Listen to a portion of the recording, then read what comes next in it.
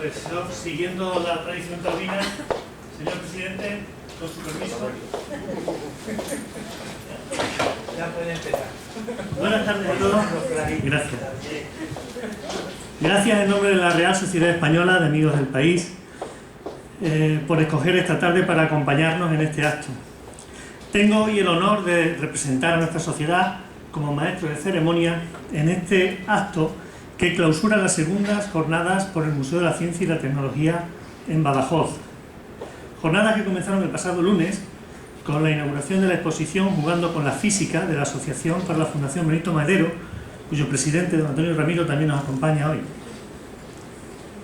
Este año, las jornadas han contado con la presencia el lunes del consejero de Juventud y Deporte, Carlos Javier Rodríguez Jiménez, que habló de divulgación científica en los jóvenes extremeños. Ayer martes, el profesor de la Universidad de Extremadura, don José Antonio Serrano Blázquez, que también nos acompaña esta tarde, nos enseñó las dos caras de la química, el bienestar y la contaminación global.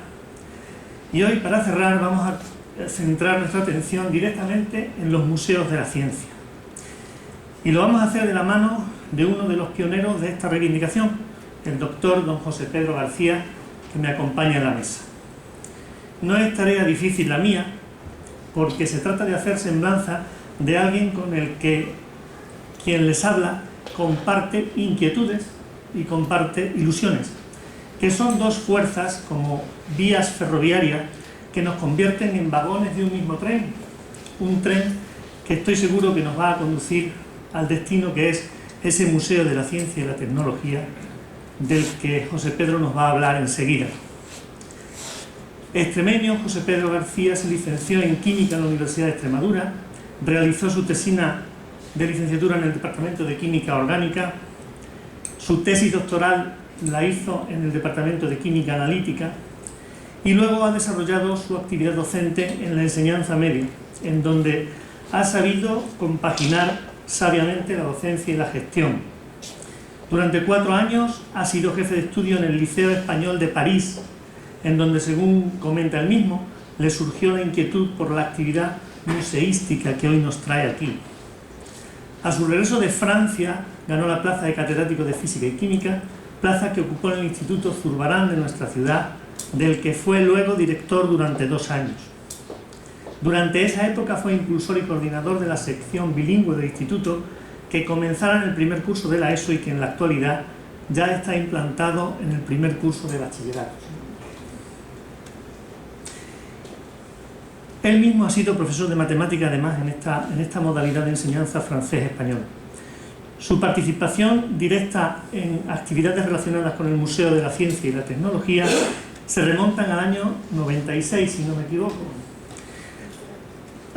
Año en el que desde la Dirección General de Patrimonio de la Consejería de Cultura se reúne a una serie de personas para formar una comisión que tenía como misión elaborar un proyecto de museo. José Pedro empieza a trabajar en dicha comisión con el entonces director del Museo Arqueológico y a la sazón también decano de la Facultad de Ciencias, para crear un documento que una empresa contratada por la Junta convirtió en un proyecto de museo que quedó aparcado en su día para atender a otras necesidades. Todo este bagaje justifica sobradamente que la Real Sociedad Extremeña de Amigos del País de Badajoz tenga hoy el placer de contar como conferenciante invitado a José Pedro García, a quien agradecemos sinceramente su disposición, no solo en este acto, sino durante todas las jornadas en las que él ha participado también activamente. Y a quien, sin más, ya cedo la palabra. Te he dicho. Muchas gracias, Alfredo, por tus palabras y muchas gracias a todos ustedes por su presencia. El tema que nos ocupa, tengo que pedir disculpas porque de entrada, cuando hemos pinchado aquí la historia esta de las presentaciones, me ha cambiado los fondos de las pantallas, con lo cual ahora me ha dado tiempo de cambiar algunos y de mala manera. En fin, tanto cuidado en casa, tanto mimo para que luego te pasen estas cosas, pero debe ser cosa de la tecnología. No sé si el museo este nos ayudará a resolver un poquito, mejorar las historias estas. Tendremos que aprender en cualquier caso. Pues el primer problema que yo tuve cuando me planteé efectivamente colaborar con la Económica para estos menesteres de esta jornada fue precisamente el tema del título, porque, a ver, Museo de la Ciencia y la Tecnología de Badajoz, Museo de la Ciencia y la Tecnología de Extremadura. Esta duda no es una cuestión baladí, porque el que se llame de Extremadura o se llame de Badajoz va a condicionar severamente las posibilidades reales del propio museo. Que se llame de Extremadura significará que la infraestructura que se monte probablemente será mucho más potente que si se llama de Badajoz. Pero si se llama de Extremadura tendremos muchísimos más problemas para conseguir lo que pretendemos, que es ubicarlo en nuestra ciudad. Sea como sea, en el ínterin yo he preferido llamarlo Museo de la Ciencia y la Tecnología de Badajoz, que finalmente es lo que nos gustaría realmente disponer. Quiero comenzar la exposición haciendo pues eso, unos apuntes históricos de cómo se desarrolla el museo. Dos etapas vamos a diferenciar. Es decir, esto que no existe, resulta que tiene ya 14 años de existencia, es decir, es la historia de algo que no existe, pero que no existe materialmente. Tenemos un museo virtual, tenemos los papeles, los veremos, pero no tenemos el museo, que es lo que realmente nosotros queremos tener. Dos etapas. En la primera, que sería la inicial, evidentemente, del 96 al 2000, donde vamos a ver, a través de una serie de recortes de prensa, cómo comienza la historia, cómo se va desarrollando en el 97, cómo disponemos físicamente del proyecto en el 98, cómo se desarrolla una serie de polémicas tremendas en la prensa en torno al proyecto, cómo llegamos al 2000 y se acaba esta primera etapa del proyecto. Los aspectos que yo presento son los periodísticos.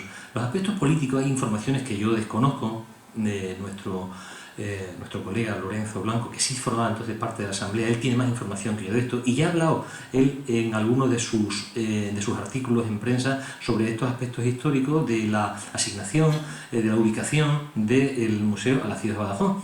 El otro día lo recordaba en la presentación del consejero. Yo, como no lo conozco fehacientemente, me limito a hablar de lo que he podido recoger de información periodística. En la segunda etapa, es en la que estamos actualmente, 2009-2010, es la etapa importante, la estamos viendo ahora mismo porque es la del impulso. Pues bien, en el 96 de los comienzos, aquí tenemos el hoy, martes 17 de diciembre, en él el consejero a la sazón Francisco Muñoz de Cultura, ya ha explicado Alfredo cómo se había hecho la gestión. Cultura en Extremadura se hace cargo de la red museística entre el 95 y el 96, de modo que se plantea el estructurar de una forma sólida, desarrollar toda la oferta museística y no solamente en la capital, evidentemente, sino en toda la comunidad. Haremos referencia un poquito más adelante a esto. Pero en el tema de la ciencia, donde existe una carencia absoluta, porque la mayor parte de ellos sean de historia, sean de arqueología, sean etnográficos, pues esta carencia la pretende cubrir con un museo de ciencias. Lo encarga la persona probablemente la más adecuada, que es el director del Museo Arqueológico en ese momento, don Guillermo Kurz, que recurre evidentemente a un especialista en las ciencias, como es el decano de la Facultad de Ciencias, en ese momento don Arsenio Muñoz de la Peña. Ellos contactan conmigo con una profesora también de Cáceres, que no aparecerá en ninguna de las reuniones, con lo cual el trabajo finalmente lo haremos entre los tres.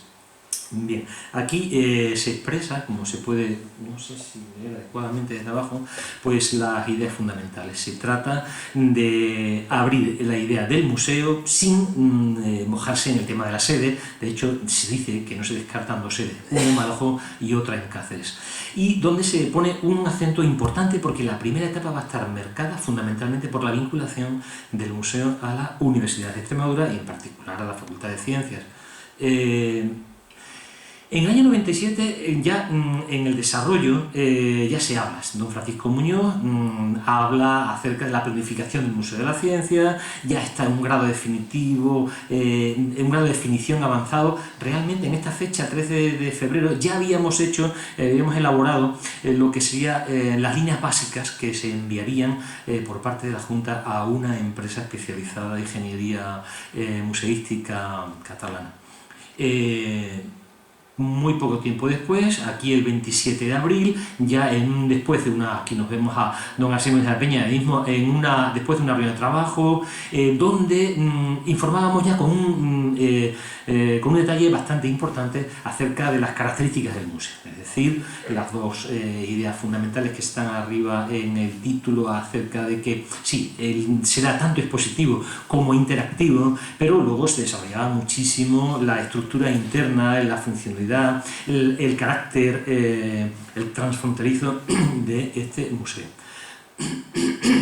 En el año 98 ya estamos en 14 de noviembre. Bien, ha pasado un año y medio, no hemos vuelto a Telenoticias, hemos pensado que estaba haciendo su curso, como efectivamente así era. El proyecto estaba en manos de ingeniería y de la empresa de ingeniería, y este proyecto es entregado a la Junta, pero don Arsenio Muñoz, justamente con motivo de la celebración de la festividad de San Alberto Magno, ante la carencia de noticias y en presencia del mismo consejero, vuelve a reivindicar la necesidad de la creación del museo, y ahí el propio consejero reconoce la colaboración estrecha que se ha producido entre la Facultad de Ciencias y la propia consejería.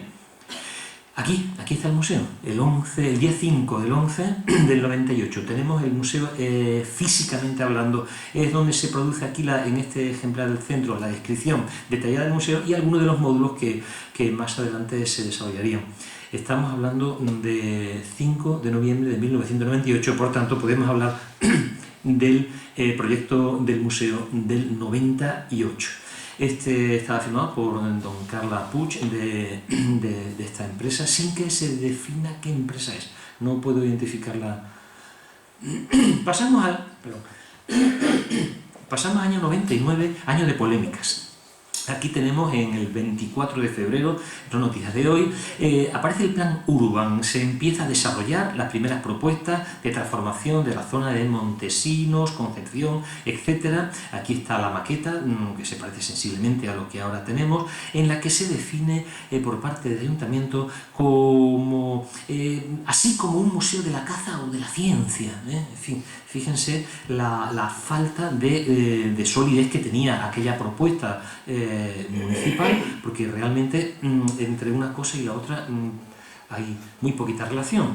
El 17 de marzo del 99, otra vez de nuevo don Arsenio Muñoz de la Peña vuelve a ser regido decano de Ciencia y nuevamente vuelve a hacer una oferta de colaboración con el ayuntamiento para que se unan las dos propuestas que parece que están en marcha. En abril del 99 aparece de una forma nítida el concepto de los dos proyectos, es decir, estamos compitiendo el ayuntamiento por una parte, la consejería con ayuda y colaboración de la Facultad de Ciencias por la otra. Ramírez del Molino se manifiesta en muchísimas ocasiones en torno a esta historia sin que quede nunca clara la idea de qué va a pasar con esos proyectos, si va a haber no sinergia entre ellos o qué, lo veremos muy rápidamente. Con motivo de esto, la propia ejecutiva local del PSOE, firmado por don Lorenzo Blanco, que en ese momento era el secretario, emite una serie de comunicados, en concreto lo recogió la prensa, en el que pide sensatez y colaboración al grupo municipal del Partido Popular para evitar esta confrontación que no estaba siendo nada productiva entre las dos ideas de museo. El mismo Orduña, estamos ya en jueves 8 de abril del 99. Es importante esta fecha porque en junio del 99 se desarrollarían las elecciones autonómicas que jugarían un papel importante. Nuevamente aquí se habla de las ideas, de la colaboración entre los dos proyectos, y esto está sacado del periódico Hoy del 20 de mayo, pero que a su vez está copiado del programa electoral del PSOE. Me parece interesante esta diapositiva porque, fíjense aquí abajo lo que se dice. Las ofertas principales en cultura, mayo del 99, creación del Museo de la Ciencia, de la Filmoteca, de la Orquesta Sinfónica y del Centro Extremeño. A la fecha de hoy, todo, absolutamente todo, está en marcha, menos una cosa: el Museo de la Ciencia. Está un poquito doloroso que hayan pasado 11 años y que esto siga ocurriendo, pero es así. Nos acercamos al final. En el año 2000 el PSOE gana las elecciones, en la Asamblea se presenta el día 30 de mayo. Esto es noticia del 31 de mayo del 2000. En él aparece don Guillermo Kurz a la izquierda, director del museo todavía, y que presenta junto con el nuevo director general de Patrimonio, don Francisco Pérez, se presenta el documento, se conoce por parte de todos los grupos, hay algunas decisiones en torno a él, sin que se llegue a decidir la puesta en marcha concreta. Si será Badajoz, se hará, pero todos son inconcreciones. El 3 de junio del 2000, el primer teniente de alcalde, Ramírez del Molino, dice desconocer completamente. El ayuntamiento no recibe ninguna información de este museo que ha sido presentado unos días antes en la Asamblea de Extremadura. Y el final está tan cerca que el día 10 de junio del 2000, el ayuntamiento decide definitivamente ubicar en la Casa Luis de Morales el museo de la ciudad tal y como hoy lo conocemos. Se abandona definitivamente la idea del museo por parte del ayuntamiento y se queda en hibernación por parte de la Junta. Pasamos a la segunda etapa. Esta es más corta, esta la estamos viviendo ahora mismo y se caracteriza fundamentalmente porque ya la sociedad civil entra a formar parte de una forma mucho más decidida en el impulso, en la mentalización, en la animación y así en la misma económica. Organiza el año pasado las primeras jornadas del museo, este año la segunda, se empiezan la recogida de firmas, se decide en la Comisión de Estudios Locales el escribir artículos de prensa para de alguna manera que no se pierda el sonido del museo entre la ciudadanía pacense, y se abren a las redes sociales, incorporando a la modernidad esta idea del museo, que como veremos ha sido muy, muy productivo. Así que aquí tenemos, por ejemplo, diferentes artículos de prensa desde el diario Hoy, el día 5 de febrero, en la que, del año pasado, en la que se vuelve a pedir, se retoma por parte de la Económica Iniciativa, se organizan en febrero las primeras jornadas, estamos ahora ya en las segundas. En agosto, dos miembros decididamente impulsores de la Económica, pues Lorenzo y Alfredo, aparecen aquí en un artículo del Hoy en el que estaban los tíos ahí enseñando en supongo que sea el Google, en la ubicación que ellos soñarían, lo que ellos querrían poner en todo esto.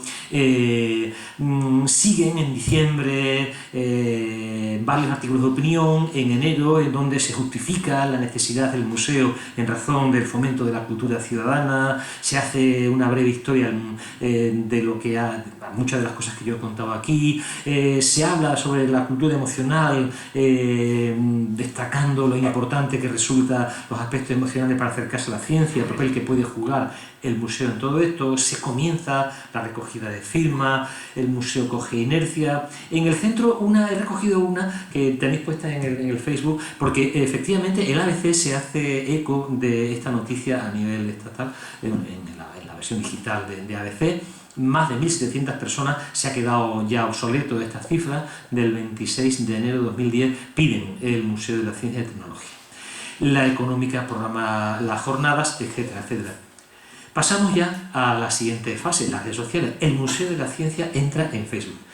Aquí Alfredo decidió este verano, el verano pasado, quiero decir, colgar ya el Museo de la Ciencia en Facebook. Las redes sociales se han puesto de moda, finalmente tendremos que apuntarnos a esto. ¿Qué remedio queda? Ya lo hemos estado haciendo, y aquí podemos observar dos cosas. Primero, el logotipo propuesto para el museo, y una fotografía que hace referencia precisamente a ese logotipo.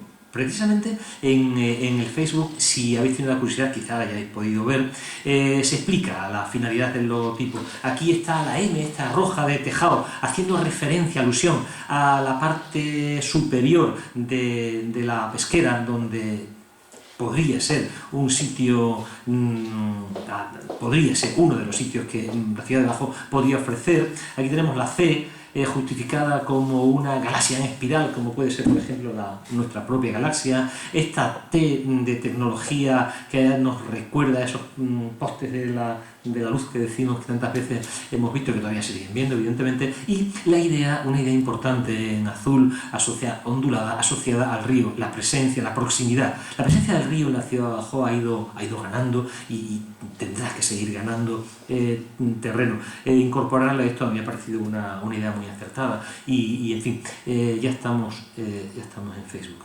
Pero no se limita a eso, también desde allí se hacen convocatorias para visitas, como la que algunos miembros del Facebook hicieron al Centro de Ciencia Viva en Extremoz, un centro de ciencia. Bueno, para el tamaño de la ciudad, sin duda, el centro está bastante bien. Se han hecho unas reivindicaciones, camisetas, pegatinas, aprovechando la presencia en la memoria de Menacho de la exposición Dinopétrea, de manera que ya lo que nos falta es por saber averiguar, ¿no? Ahí hay una interrogación pintada de verde que indica la esperanza de que algún día esas dos interrogaciones se caigan y que sean muy prontito y los dígitos sea el primero un 1 a ser posible y el segundo lo más bajo posible.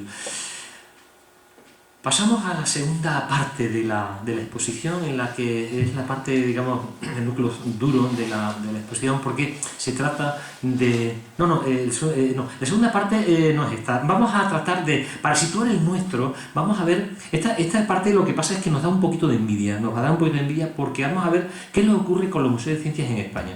Podría haber elegido otra forma de presentar, pero ubicar el nuestro también, se trata de enseñar, de ver lo que hay. La verdad es que cuando uno se aproxima a la información, se la busca y observa, a ver, el color que yo tengo en mi pantalla no tiene nada que ver con el que tienen ustedes ahí, y de hecho es que me lo ha cambiado radicalmente. Siento porque algunas imágenes probablemente no se van a ver bien. Pido disculpas, pero no he sido capaz de arreglar aquí en poco tiempo el tema del fondo. En cualquier caso, esto sí que sé. Vamos a ver, es un mapa autonómico donde se ven las capitales de las autonomías y simplemente vamos a comprobar cuál es la distribución geográfica de los museos de ciencias en España. Vamos a comprobar que efectivamente en España vivimos todos los españoles en igualdad de condiciones, que somos todos iguales, no me cabe ninguna duda, pero viendo lo que vamos a ver, vamos a comprobar que algunos son un poquito más iguales que otros. Comenzamos entonces presentando el Museo de La Coruña.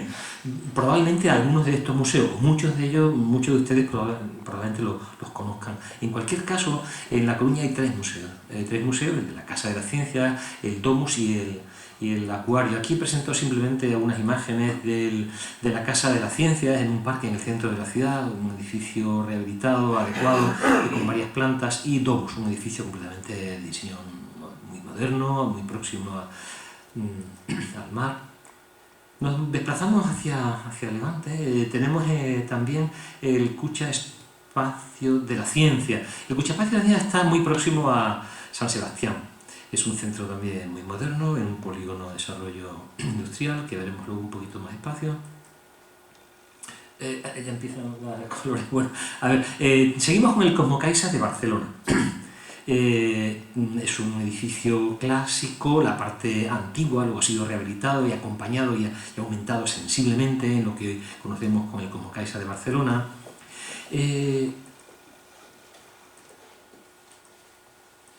Esto no tenía que haber pasado, tenía que haber seguido.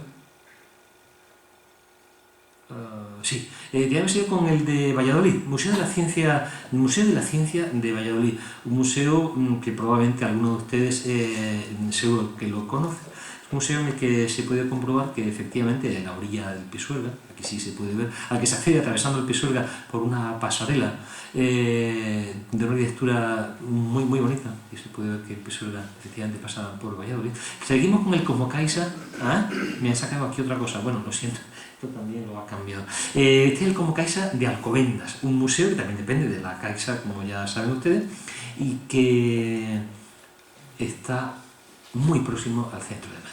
Tenemos otro museo, el Museo de Ciencias de Castilla-La Mancha. Este se encuentra en Cuenca, una ciudad, porque hasta ahora hemos estado viendo, bueno, pues en Barcelona, en Madrid, pero Cuenca es una ciudad sensiblemente inferior a la nuestra y bueno, pues está dotada de este Museo de las Ciencias de Castilla-La Mancha. Pasamos al de la Ciudad de las Artes y las Ciencias de Valencia. Esto ya es otro nivel, evidentemente, esto es un nivel. El Museo de la Ciencia Príncipe Felipe está realmente ubicado en el complejo Museo de la Ciencia, de las Artes y de las Ciencias. Parte de él es el Museo del Príncipe Felipe, que es el que nos interesaba a nosotros.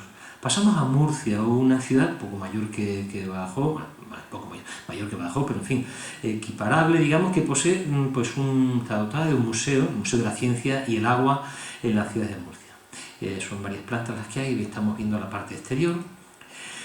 Veremos luego el Parque de la Ciencia, este también otro de los que da envidia porque es una infraestructura absolutamente poderosa, potente, es quizá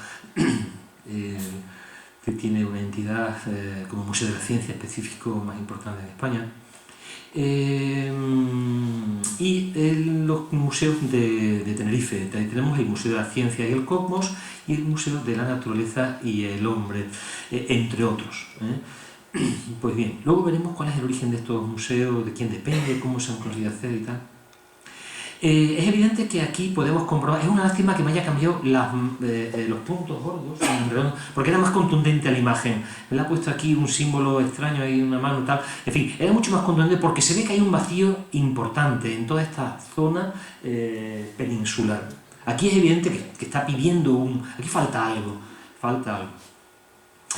Pero esto todavía se acusa muchísimo más si a los museos anteriores añadimos todo esto que están viendo ustedes, que son, pues en Madrid hay otros muchos más, además del que ya hemos dicho del Cosmo Caixa, está el Museo del Vidrio de Segovia, está el Planetario de Pamplona, Museo de la Ciencia de Cataluña, de Tarragona, Dinópolis de Teruel, el Paleontológico de Murcia, el Principia de Málaga, etc. En fin, esto si cabe acentúa muchísimo más. No se ve suficientemente porque al cambiar los símbolos, pues no se ve la contundencia, pero algún día, estoy seguro, que veremos en el oeste, en el centro de esta península, un museo, nuestro museo, el Museo de Ciencia y Tecnología de Badajoz, que lo será también Extremadura. Bien, vamos ahora a cómo son los museos de ciencias y cómo será el nuestro. Analizando el papel que juegan los museos de ciencias, vamos a tener la oportunidad de ver lo que hacen otros museos y lo que probablemente puede hacer el nuestro. Comenzamos por la divulgación. Probablemente es uno de los primeros y más importantes objetivos que tiene un museo: presentar la ciencia de una forma asequible a un público variado, en fin, acercar la ciencia a todos. Ciencia para todos es algo que significa democratizar el conocimiento científico, permite hacerse que la gente que seamos más cultos, que tengamos más capacidad de decisión, en definitiva conocer más y ser mejores y más felices.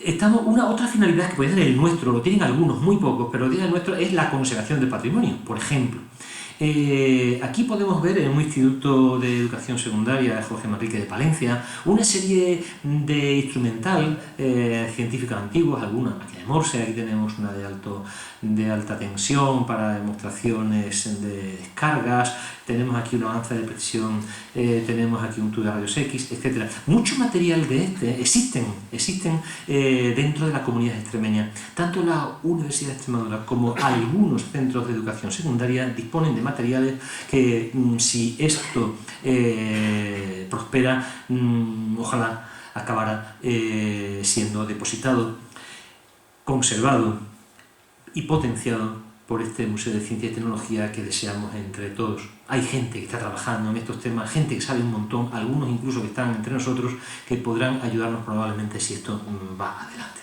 Luego está la creación de infraestructura. Es evidente que la creación de infraestructura es una actividad muy potente. O sea, un museo de la ciencia no es un rincón, no es una cosita, y es algo potente que puede desarrollar infraestructura de tipo culturales, de ocio, de turismo y de empleo. Aquí presento algunas imágenes. De arriba es de la Cité des Sciences, por ejemplo, de París. Esta fotografía está sacada a última hora de la tarde, hora de cerrar, y estaba llenísimo de gente, familias acudiendo al Cosmo Caixa de Barcelona, los niños en el Principia de Málaga, enredando en el Deutsche Museum, por ejemplo, una fila interminable para entrar en el Museo de Ciencias de Múnich, ahí atravesando un reloj de sol analemático como el que algún día también posiblemente veamos en Badajoz. En definitiva, hay un montón de infraestructura que tenemos aquí alrededor de los museos de ciencia que van más allá de la divulgación y la conservación. Son infraestructuras culturales, es empleo, es turismo, es una dimensión el que le da a una ciudad importante que ojalá algún día podamos ver aquí en Badajoz. ¿A quién van destinados los museos habitualmente? Pues lógicamente los museos van destinados al entorno más próximo. Esto es un pequeño inconveniente para nosotros, como haremos luego cuando hablemos de la población. Pero afortunadamente nosotros tenemos un entorno próximo que puede, conjuntamente con el de la propia comunidad, que es el de la región Alentejo y Centro. Aquí podemos comprobar cómo en toda la comunidad extremeña, con un radio, un círculo de 200 kilómetros aproximadamente de radio en Badajoz, tenemos prácticamente el total de la comunidad de Extremadura, casi el total de Alentejo y la región Centro. De manera que hay un público destinatario interesante, no el millón de habitantes que nosotros tenemos, ahí estamos hablando de en torno a 1.800.000, no llegaríamos a 2 millones de habitantes en total. En fin, no es una cifra muy importante, pero es una cifra ya significativa. ¿A quién va dirigido esto? Pues evidentemente esto va dirigido a todo tipo de público, pero en particular, siempre cuando estuvimos hablando nosotros del proyecto del museo, pensamos en el papel didáctico, el que podía jugar, por tanto, al público escolar, pero no solamente al público escolar de alumnos, también a sus profesores. Da una cantidad de posibilidades enormes. Museo de Ciencias. Aquí tenemos en el futuro Museo de Ciencias de Badajoz a escolares y algunos de sus profesores viendo cómo funciona el péndulo de Foucault. Este péndulo de Foucault, que actualmente está en la Facultad de Física, algún día lo veremos en el MECIT probablemente. Pero también está destinado a público de todas las edades. Aquí tenemos, por ejemplo, en el Cosmocaixa tenemos niños pequeñísimos ahí embobaitos absolutamente con esa esfera de plasma y a mayores ya, uno observando del eclipse de Sol 2005 ahí en el Cosmocaixa de Alcobendas.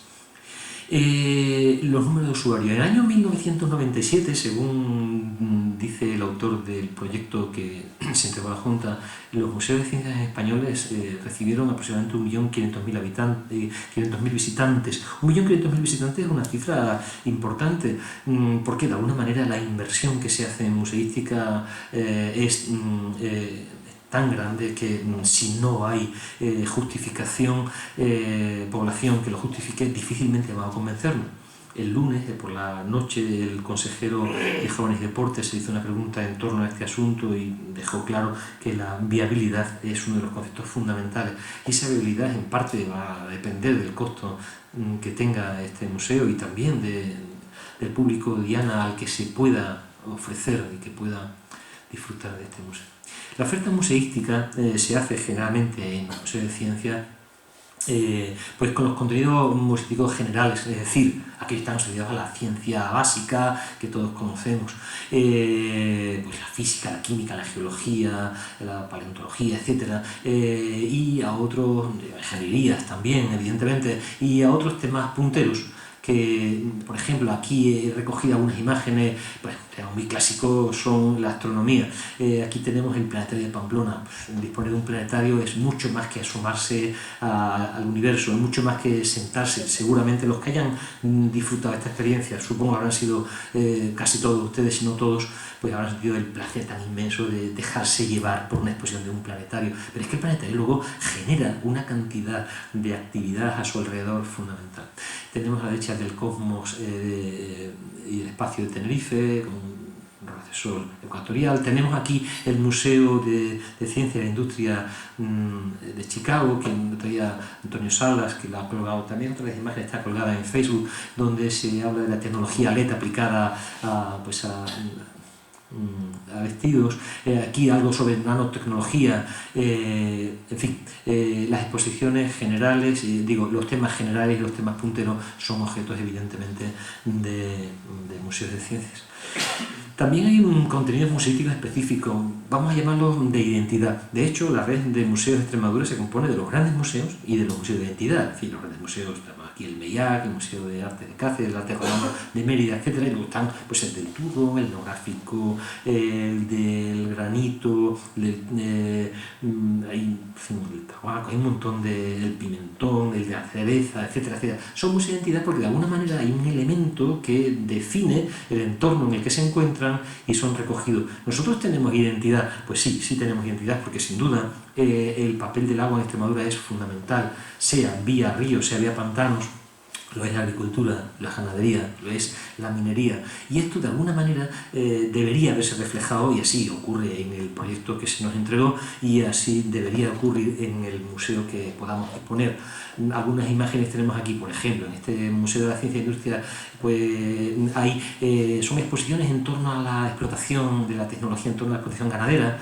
En este del Museo Argentino de Ciencias Naturales es muy simpático porque era una exposición en torno a una noche en el pantano, pero es que en torno a eso se recrea un espacio en 3D con una cantidad enorme de actividades a su alrededor, simplemente hablando de una noche en un pantano. Bueno, pues ¿con qué materiales contar los museos? Es evidente que aquí es uno de los gastos importantes que tiene un museo y que nosotros habremos de considerar en el que se pueda disponer.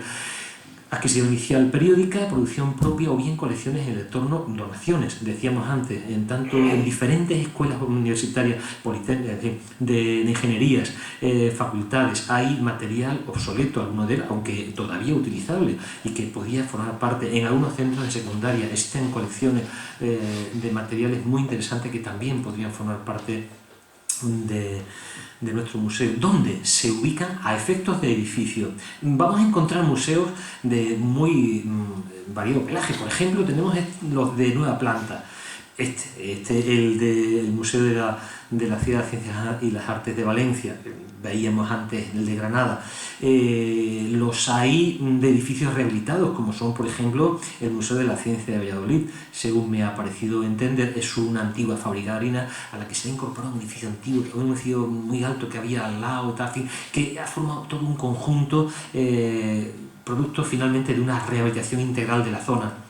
Pero existen edificios mixtos, por ejemplo, el Cosmocaixa, antes lo veíamos del otro lado, de la parte del edificio, la parte antigua, y luego estamos viendo de la parte moderna, que se ha incorporado, más otra parte que hay detrás del fotógrafo, en la que hay el bosque inundado y otras muchas cosas que hay por ahí, más toda una zona de ocio, puesto que ahí se ven un montón, aquí no está recogido, pero quien visita eso ve una cantidad enorme de familias que van a pasar al Museo de Ciencias el día. También se tiene en cuenta si la ubicación será en periferia o será en centro de ciudad, y en función de la facilidad de acceso, de los servicios complementarios que puede ofrecer. Tenemos ejemplos, por ejemplo, aquí tenemos la periferia, pues el Cucha espacio de San Sebastián se encuentra en el Parque Tecnológico de Miramón, muy próximo a San Sebastián y con unos accesos muy fáciles. Sin embargo, el de Valladolid, el de Granada se encuentran en el centro de la ciudad.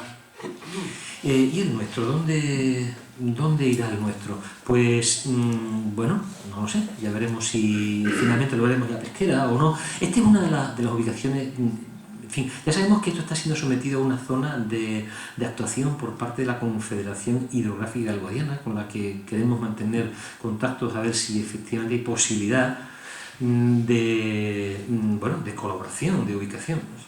Sí, es que había puesto abajo, pero se ve muy mal, un artículo de Joaquín Rodríguez Lara en el que el día 24 de junio él mismo decía la pesquera, qué buen sitio sería, y sin duda la proximidad al río se parecería muchísimo a este sitio por su ubicación al que hemos visto el de Valladolid.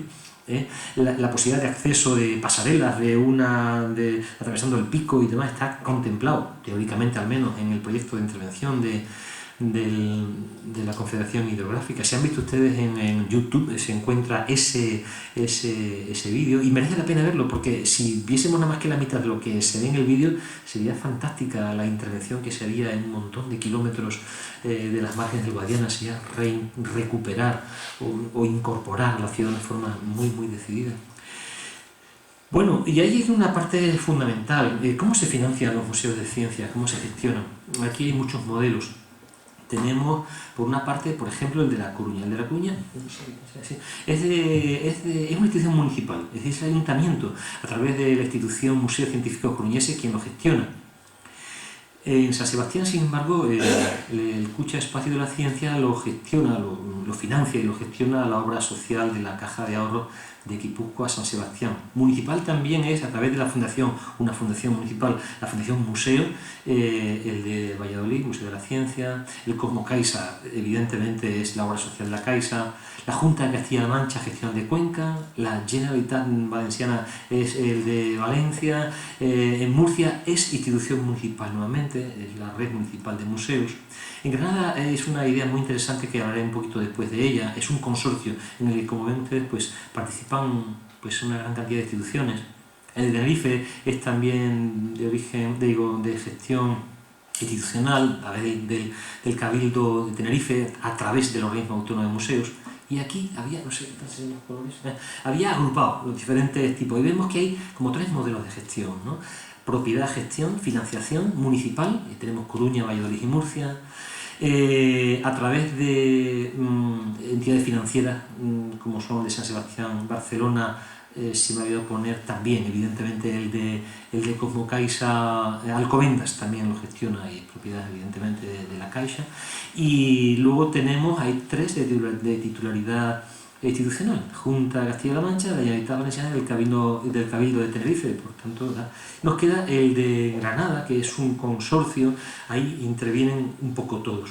Probablemente, dadas las condiciones de Extremadura, quizá este podría ser un modelo adecuado a considerar. Hablaré un poquitín después sobre eso.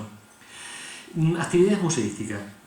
Las actividades museísticas pues, son de tipo fundamentalmente expositivas, serán puramente expositivas o serán interactivas y suelen estar organizadas en torno a actividades permanentes, y exposiciones permanentes, exposiciones temporales e exposiciones itinerantes.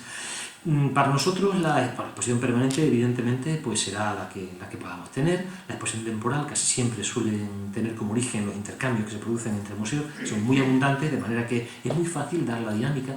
Generalmente quiero recordar que en el proyecto que se elaboró para nuestro museo se hablaba de 2 exposiciones temporales al año, y lo que sí me parece muy importante es las exposiciones itinerantes, ser capaces de mover exposiciones de contenido científico por todas las comarcas de Extremadura y evidentemente alguna, incluyendo también de portuguesas de la zona centro, sería muy importante, porque sería centrifugar el conocimiento, que no parezca que aquí estamos siempre pensando en nosotros, mirándonos el ombligo, la capital, así que dispersar el conocimiento por ahí sería, en mi opinión, una responsabilidad, además una tarea casi una responsabilidad. Aquí vemos algunas cosas, algunas vemos de tipo expositivo, como por ejemplo aquí este museo, este teorema de Pitágoras, con recipientes que se vacían. Creo que lo está, al menos en el de La Coruña, este está cogido del Cité des Sciences de París. Aquí tenemos, creo, está en el Facebook, pero este es de Ciencia Viva. ¿Es de Ciencia Viva quizás? Sí. Este lo tenemos en el Principia de Málaga. Este está cogiendo el Cité des Sciences. Aquí se ve a alguien muy joven, a alguien muy mayor, viendo y hablando. Esto era una especie de 3 en raya, pero en 3 dimensiones. En definitiva, actividades expositivas de diferentes, actividades divulgativas a través de un montón de posibilidades. Ciclos, acogida de foros de debate, colaboración con grupos afines, que los hay entre la ciudadanía. Esto potencia además y de alguna manera sugiere a colectivos irse incorporando producciones de revistas, web. Ahora ya habría que incorporar aquí las redes sociales, los amigos del museo, etc. Aquí tenemos, por ejemplo, 2 casos, 2 ejemplos muy sencillos, aparentemente. El de la izquierda, sin mayor importancia, este se desarrolló, no sé si de abajo, es que al cambiar el fondo no se lee, pero lo leo yo. Este es el grupo Magal. Magal son un grupo de malgaches, vienen por tanto de Madagascar, son alrededor de 30 chicos, niños pequeños, algunos son invidentes, otros han sido rescatados de minas de sal y están haciendo un recorrido. En este caso pasaron por el Cosmo Caixa de Alcobendas para dar un concierto a favor de los derechos universales de la infancia. En el de la derecha se ve pues, el Cosmo Caixa de Barcelona. Ahí han reunido a 300 niños entre 5 y 15 años haciendo un torneo de ajedrez. Son actividades complementarias, paralelas, se puede discutir, pero incluso los museos de ciencias dan para aproximar a la sociedad no experta a estos tipos de espacios para realizar unas actividades que que pueden ser muy motivadoras.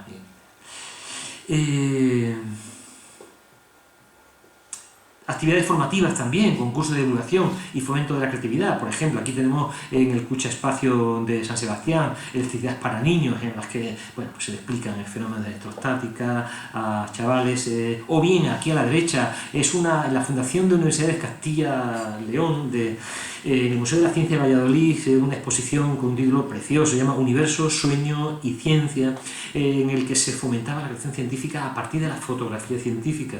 El museo luego es el sitio donde se celebra la exposición, se entregan los premios, se hacen jornadas, en fin. Todo esto indica muchas de las muchísimas posibilidades que tienen los museos. Pero, y ahora falta el nuestro. ¿Qué pasa con el nuestro? El Museo de la Ciencia y Tecnología de Badajoz. Bueno, pues soñando, porque ciertamente soñar es absolutamente imprescindible para seguir tirando adelante. Yo quería informarles ahora justamente de datos del proyecto, así que la inmensa mayoría que viene a continuación está sacado del proyecto existente. Ese que vieron antes en la diapositiva, datos numéricos. El Museo de Datos Numéricos tenemos aquí, estaba pensado para un edificio nuevo recuperado de al menos 3.000 metros cuadrados, cuyos contenidos estarían basados en cuatro temas fundamentales, con 1.200 metros cuadrados de exposición. Esto dista muchísimo de algunos de los museos que hemos visto, pero se aproxima a algunos otros. Tendría además otros equipamientos, como sería una sala de exposiciones temporales de 400 metros cuadrados y una sala multimedia pensada para 120 personas, donde se realizaría para proyecciones espectaculares. Yo preferiría que en una de salas multimedia tuviese un planetario, evidentemente, porque los planetarios son salas, como ustedes saben, no son semiféricas, son bastante más que semiféricas, y donde se pueden hacer proyecciones. Y ahora mismo con las proyecciones digitales, muchísimo más todavía. Ya hemos oído hablar de un planetario que se ha inaugurado aquí en Trujillo hace poco tiempo. Costes. Los costes estaban previstos aproximadamente unos 1.100 millones de pesetas. Esto ahora es muy poco, contado en euros. Entonces, evidentemente, millones, 600 para el edificio, 400 para la museografía y 80 para la sala multimedia. Bueno, estamos hablando de unos 6 millones, 6.600.000 euros. 6.600.000 euros es mucho dinero, sin duda, pero 6.600.000 euros es poco más que lo que cuesta hacer algunos institutos, y de muchísimo menos que cuesta hacer hospitales, y todo es necesario, institutos, hospitales y museos de la ciencia probablemente también. ¿Qué oferta va a hacer nuestro museo? Se va a plantear, estoy seguro, el día que se retome este tema por parte de los responsables de esto, si se parte de un proyecto ya existente, si ese proyecto se adapta o si se hace un proyecto nuevo. Lo que ocurra no depende de nosotros, pero todo tiene sin duda sus ventajas y sus inconvenientes. Hay que decir que el proyecto existente ya costó un dinero. En mis informaciones, el precio, a nosotros no pagaron nada, esto no deben que decir, nosotros dimos todas las líneas generales, dimos un desarrollo bastante exhaustivo de aquello, y lo que cobraron la empresa, es verdad que hay mucho trabajo ahí hecho, pues fueron alrededor de 10 millones de pesetas por el proyecto. Entonces un gasto ya se ha hecho, no sé si se podrá adaptar, probablemente sí, porque los museos los proyectos se quedan obsoletos, y hay que hacer adaptaciones y mucho más cuando estamos hablando de ciencias. Uno de los, ya sabemos que la ciencia avanza, que es una barbaridad, y por tanto, si avanza que es una barbaridad, no tenemos más remedio que avanzar en el proyecto. ¿Qué características debería tener? En mi opinión, esta es una cosa muy personal, el museo debe dar una imagen de modernidad de Extremadura. Es decir, un museo de ciencia tiene su imagen de modernidad, y estábamos, afortunadamente lo podemos ya decir, tan atrasados en tantos aspectos. Extremadura ha crecido tantísimo en los últimos 30 años, pero probablemente porque es que estábamos a niveles muy bajos, así que crecer un 100%, un 200%, un 300% es relativamente fácil hacerlo en Extremadura. Pero, a ver, hemos hecho muchos avances. Extremadura es una región ahora casi homologable, por no decir homologable del todo, así que transmitir una idea de modernidad debería ser una de las señas de identidad del futuro Museo de la Ciencia. Que el liderazgo es extremeño me parece también oportuno. Se hizo desde la Consejería, colaboración del Museo Arqueológico, la Facultad de Ciencias, la Universidad. Ahora ya tenemos la colaboración de sociedades, de las redes sociales, de muchas más aportaciones. ¿Sería necesario que esa adaptación del museo fuese de fuera de la comunidad? Probablemente no. Yo apostaría por liderazgo extremeño. Conocemos a gente que saben hacer cosas y saben hacerlas bien o muy bien. ¿Por qué no? Encargarlo. Que se encargue, que el liderazgo sea de Extremadura. Para nada, en sentido provinciano, hay gente que tiene que ayudarnos. Probablemente, aunque el liderazgo sea extremeño, la colaboración externa será imprescindible. Originalidad. Cuando digo originalidad me estoy refiriendo efectivamente tanto a los contenidos como al nombre. En contenidos porque tenemos que competir. Una de las cosas que nos pueden decir quienes finalmente decidan financiar todo esto, pero vamos a ver, ¿qué vamos a ofrecer nosotros que no ofrezcan otros? Si estamos ofreciendo lo mismo, si vamos a competir con ellos, no va a venir la gente a ver nuestro museo. Tenemos que ser originales en el contenido que nosotros podamos dar. Ese tema habrá que trabajarlo muchísimo. Quien le toque tendrá que dedicarle tiempo a ese porque merecerá la pena hacer una oferta interesante. El nombre es una cosa bastante interesante. Esto que los expertos llaman el naming de los museos tiene mucha más importancia de lo que parece. Aquí he puesto 3 arriba y 3 abajo. El naming es muchísimo más impactante cuando se eligen nombres diferentes, nombres particulares, que cuando se eligen nombres como, por ejemplo, arriba tenemos museo clásico, ¿no? Museo de la Ciencia, y queda perfectamente claro, no cabe ninguna duda de lo que hay. Ya vamos al Parque de las Ciencias, ya se nos modifica un poquito, ya no es el museo, la Casa de la Ciencia, que lo es el de La Coruña, este ya es el Parque de las Ciencias. Y si vamos al de Murcia, nos metemos en el Museo de la Ciencia y el Aula.